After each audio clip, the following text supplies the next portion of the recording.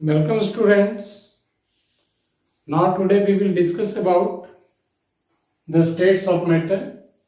Video lecture number 8. पिछले video class में भी हमने चर्चा किया था डिफरेंट स्टेट्स ऑफ मैटर. आज उसे ब्रीफ में थोड़ा सम इम्पोर्टेंट पॉइंट्स के बारे में डिस्कस करेंगे. Actually we know that there are mainly 3 states of matter: solid, liquid and gas. Solid, liquid and gas. In addition to this, 2 states more like plasma state and next one Bose-Einstein condensate BEC. तो ये 5 states हैं जिसमें मुख्य रूप से हमें पढ़ने होते हैं सॉलिड, लिक्विड और गैस के बारे में. तो actually plasma state gases particle in charge state होता है and Bose-Einstein condensate absolute zero temperature 0 kelvin के जस्ट नियर बाई होता है कोई सब्सटेंस अगर, तो that is Bose-Einstein condensate. We already know that 99% of universe is made up of plasma state, and we will confine today with these 3 states of matter: solid, liquid and gas. तो सबसे पहले एक मन में प्रश्न आता है कि कोई भी सब्सटेंस सॉलिड होता है या लिक्विड होता है या गैस होता है, क्यों होता है ऐसा? ये 2 फैक्टर पे डिपेंड करता है एक्चुअली. ये पहला है, फर्स्ट है intermolecular space. Intermolecular space and second one is intermolecular attraction. Intermolecular attraction. इन्हीं 2 बातों पे मुख्यतः डिपेंड करता है कि हमारा सब्सटेंस सॉलिड में होगा या लिक्विड में होगा या गैस में होगा. इंटरमॉलिक्यूलर स्पेस का मतलब है मॉलिक्यूल के बीच में जो स्पेसेस लेफ्ट है, बचा हुआ है, रिक्त है, that is called intermolecular space. तो सॉलिड सब्सटेंस मान लीजिए अगर है तो सॉलिड हार्ड होता है, उनके मॉलिक्यूल के बीच में स्पेसेस नहीं के बराबर होता है, मतलब मॉलिक्यूल काफी क्लोजली पैक्ड होता है सॉलिड में. एंड लिक्विड में मॉलिक्यूल के बीच में थोड़ी जगह होती है, परंतु गैस में मॉलिक्यूल के बीच में काफी जगह है. वो रैंडमली एक मॉलिक्यूल दूसरे मॉलिक्यूल से काफी दूर भागते रहते हैं. तो इंटरमॉलिक्यूलर स्पेस सबसे कम होगा सॉलिड में, then liquid and then gas.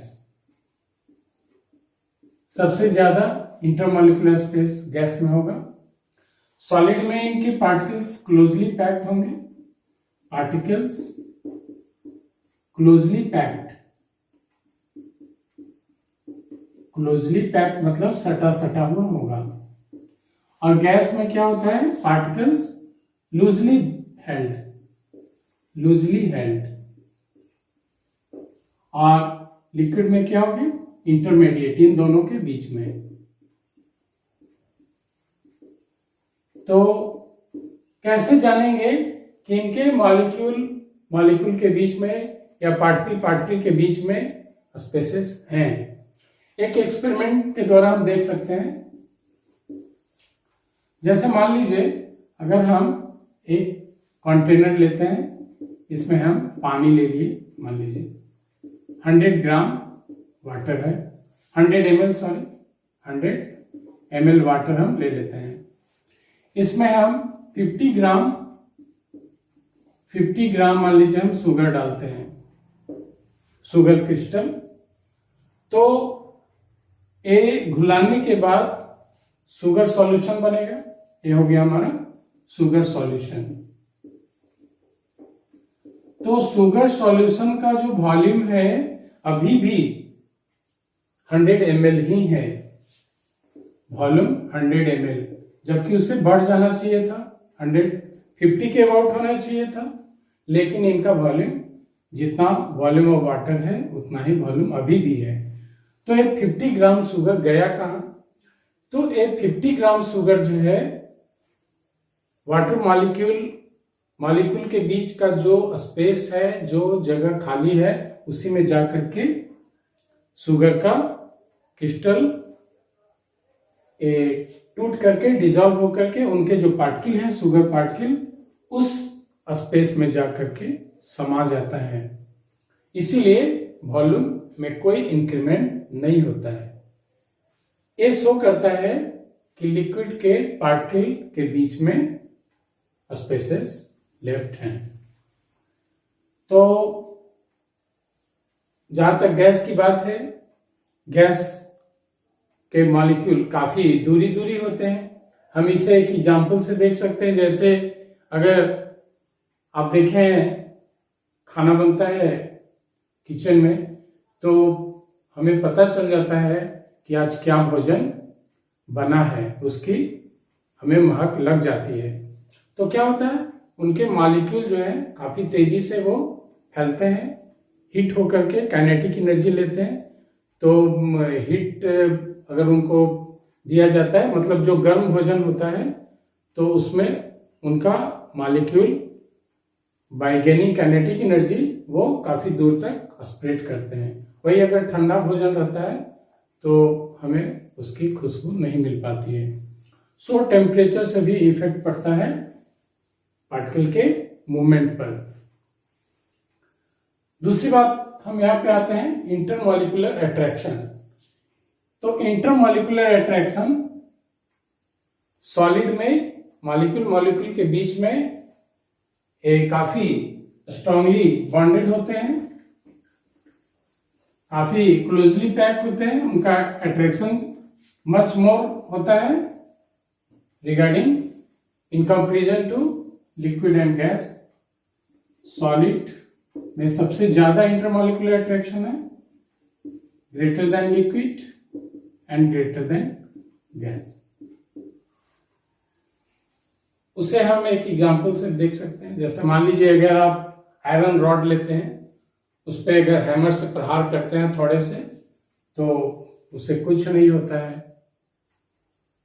इसका मतलब है कि इनके मॉलिक्यूल के बीच का जो अट्रैक्शन है काफी मजबूत होता है। वहीं पे लिक्विड में आप देखेंगे, लिक्विड में आप अगर अपने हाथ से भी उसे ऐसे अगर हटाते हैं तो वो आसानी से वो हट जाता है। और गैस, वो तो इतने लूजली बॉन्डेड है कि वो खुद ब खुद एक पार्टिकल दूसरे पार्टिकल से दूर होता है। सो इंटरमॉलिक्यूलर अट्रैक्शन सबसे ज्यादा सॉलिड में है, देन लिक्विड में, देन गैस में।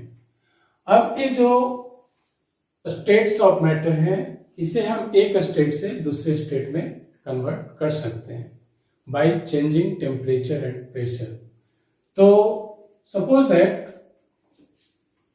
मान लीजिए अगर हमें सॉलिड से लिक्विड में कन्वर्शन करना है तो उसे क्या करते हैं, हीट कर देते हैं। लिक्विड से गैस में कन्वर्ट करना है, हीट कर देते हैं। Conversion of state, conversion of states. और जब हम एक स्टेट को दूसरे स्टेट में कन्वर्ट करते हैं तो केमिकल चेंज में कोई अंतर नहीं होता है, only physical state changes, chemical properties remain same. Chemical properties same रहता है, properties remain same,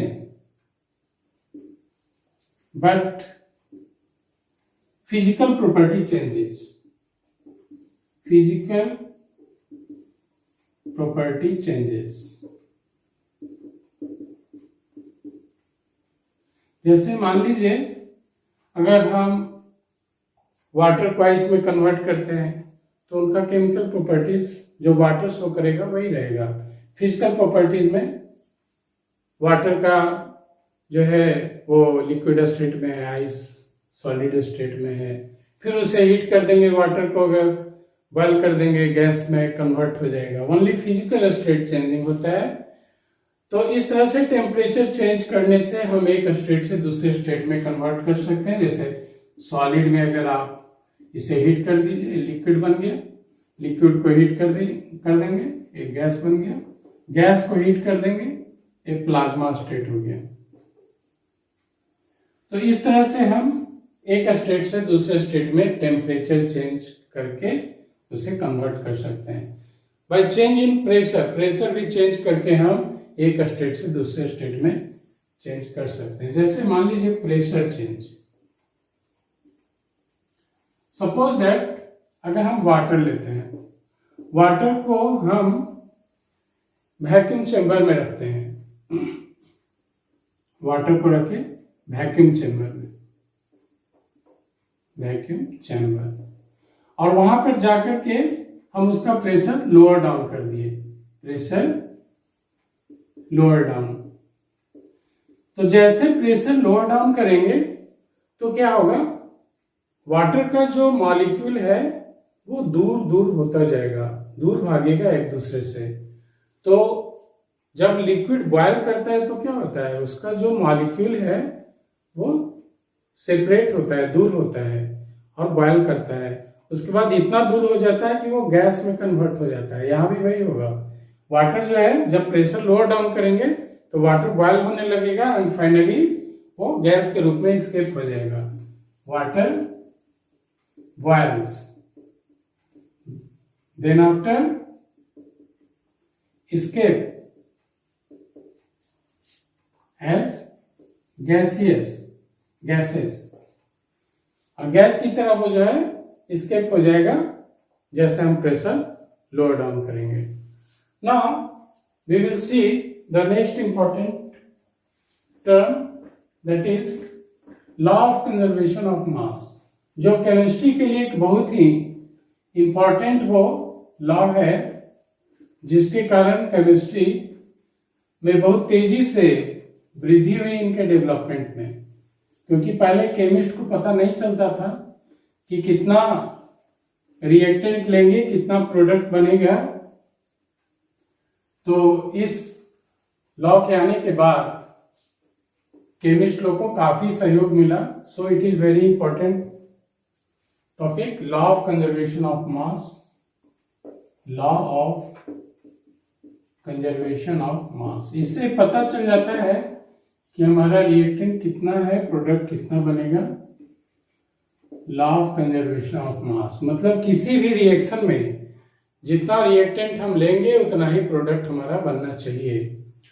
for example अगर आप एक हाइड्रोकार्बन का एक एग्जाम्पल लेते हैं, अगर हम हाइड्रोकार्बन को हीट करते हैं in the presence of air, means oxidise करते हैं, तो कार्बन डाइऑक्साइड और वाटर मिलता है। इसे एक जनरल फॉर्मूला से हम डिनोट करते हैं, oxidation of hydrocarbon, oxidation of hydrocarbon. Hydrocarbon का मतलब है ऐसे सब्सटेंस जिसमें हाइड्रोजन और कार्बन दोनों है, दैट इज हाइड्रोकार्बन। ऑक्सीडेशन मतलब ऑक्सीजन के प्रेजेंस में उसे जलाना। जैसे मान लीजिए सबसे पहले जनरल फॉर्मूला लिखते हैं, CxHy plus x plus y/4 O2